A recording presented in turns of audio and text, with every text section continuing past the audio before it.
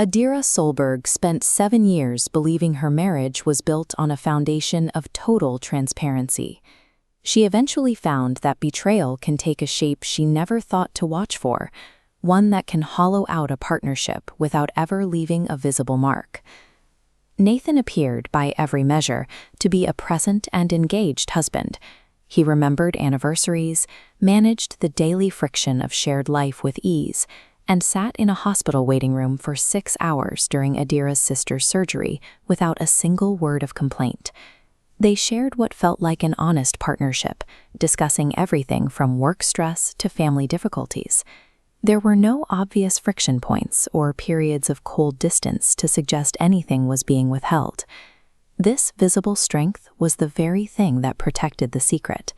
Because the marriage looked and felt complete, Adira had no reason to search for what might be missing. The discovery began during the move, while Adira was packing a closet and found Nathan's outdated smartphone from his college years. Out of simple curiosity, she plugged it in, wondering if it contained photos from the years before they met. When the device connected to the home Wi-Fi, a technical oversight was revealed. Nathan never logged out of his cloud account, triggering a silent automatic sync of backed-up data.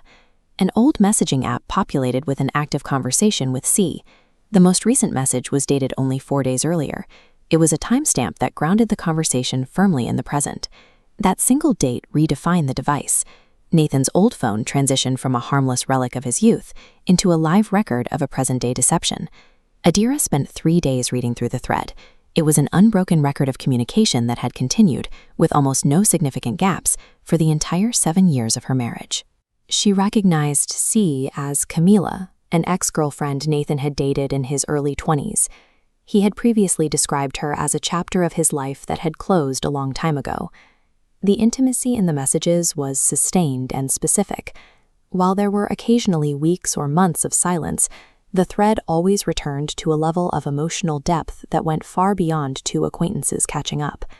In one exchange, Nathan shared a specific fear about his father's health, telling Camila it was something he had never said out loud to a single person. He told her he felt closer to her in that moment than anyone else in his life. The timeline of that confession reveals the gravity of the omission. Nathan gave that vulnerability to Camila 11 months before he ever mentioned the same fear to his wife. That message was sent during the same month as Nathan and Adira's second wedding anniversary. This represents a theft of vulnerability.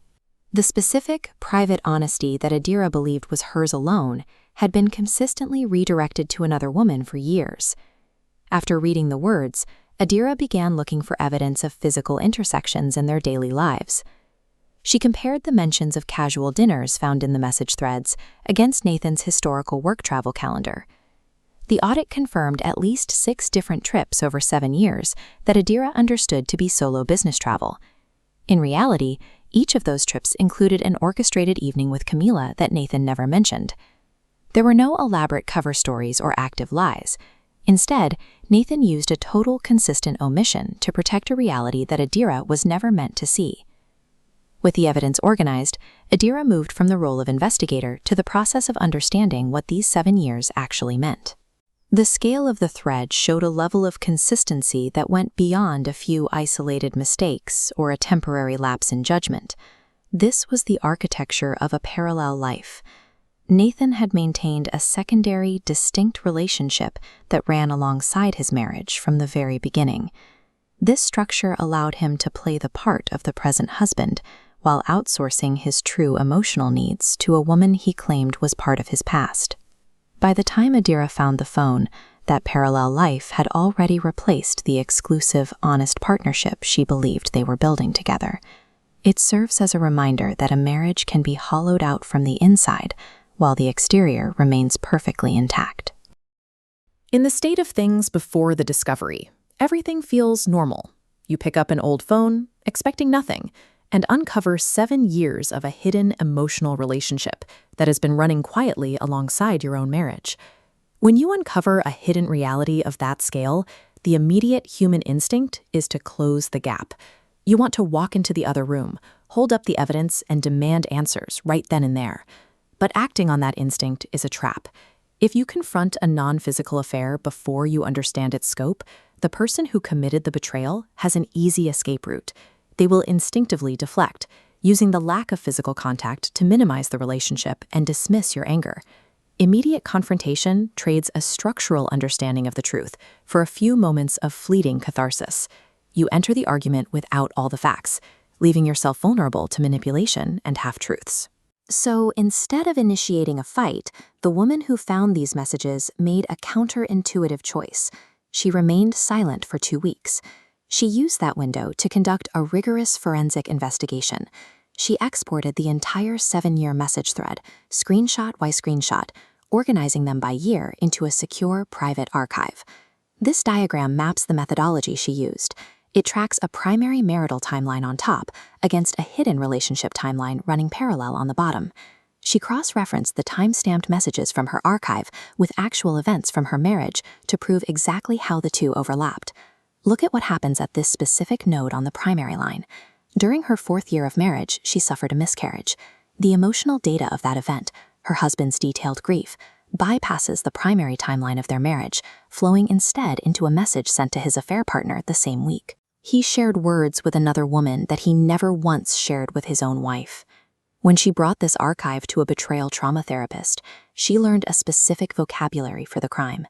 It is the redirection of intimacy, taking the vulnerable disclosures and the sense of being truly known and handing them to someone else. Within those messages, she found 2 explicit references confirming the relationship had never turned physical. Rather than making the betrayal feel smaller, it highlighted the effort required to maintain that specific boundary for 7 years, proving the relationship was a conscious, sustained choice. Emotional infidelity is about the architecture of the marriage itself. It is the deliberate siphoning of vulnerability away from a spouse. The confrontation finally happened at their kitchen table. They were newly unpacked in a new house, and she was armed with complete documentation. She didn't lead with an accusation. She looked across the table and asked a single, simple question. Did he still talk to Camilla? He hesitated. Then he delivered an answer clearly rehearsed to make the relationship sound small. He said, sometimes. She told him she had found the messages and read all 7 years of them. Instantly, his entire physical posture changed. That is the specific stillness of a person realizing their safety net is gone. When confronted with a verified data set, a psychological defense built on minimizing simply collapses. Without the ability to minimize the facts, he pivoted to a secondary defense. He claimed the relationship was a passive habit and that he had never intended it to be a betrayal. Defeating that logic requires a clear distinction between impact and intent. She told him plainly that a fire does not need to have been intentionally set in order for it to burn down a house. The requirement of intent is a convenient psychological shield. It allows a person to avoid accountability for the mechanical consequences of their choices. They spent the next 4 months in couples therapy. She wasn't there because she had decided to stay. She was there to investigate the structural why behind her marriage with the same rigor she brought to the text messages. We can visualize this using a schematic. The central container is the marriage. Notice the hidden secondary pipe functioning as an unexamined emotional pressure valve. If suddenly severed and capped, all the suppressed pressure is forced directly back into the marriage. Closure for that external threat arrived from an unexpected direction.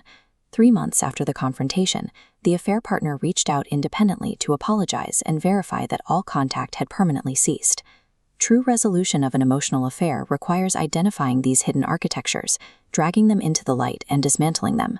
There is no clean exit here. 4 years after the discovery, they are still married. She acknowledges a lingering, quiet ambiguity. She doesn't claim to know if staying was the right choice in an objective sense, but the method she used to decide provides its own form of stability. She made her choice using complete information, built screenshot by screenshot, before she ever let herself decide anything at all. Agency after a betrayal is found in forcing the hidden parallel reality into the light. Only then can a grounded life resume.